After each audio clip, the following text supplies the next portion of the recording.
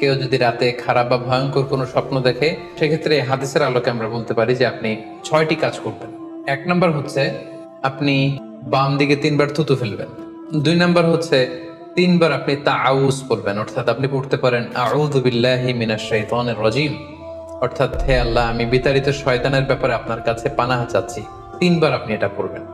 3 নাম্বারে আপনি যদি আপনার ঘুমকে আবারও কন্টিনিউ করতে চান, তাহলে আপনি ডান কাতে ঘুমাচ্ছিলেন এরকম যদি হয়, তাহলে বাম দিকে আপনি সরে যাবেন, অথবা যেখানে শুয়েছিলেন ওই জায়গাটা চেঞ্জ করে অন্য কোথাও শোবেন।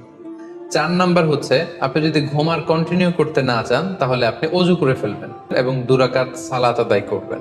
5 নাম্বার হচ্ছে এই স্বপ্ন আপনি কারোর সাথে শেয়ার করবেন না। যদি শেয়ার করতে হয়, তাহলে প্রলিফিক স্কলার, ভালো আলেম এরকম কারোর সাথে শেয়ার করতে পারেন। 6 নাম্বার, যদি সুযোগ হয় আপনি কিছু চ্যারিটি করে দিতে পারেন। দান করলে, চ্যারিটি করলে এটা মানুষের বিপদ বা বালা মুসিবতকে দূর করে দেয়।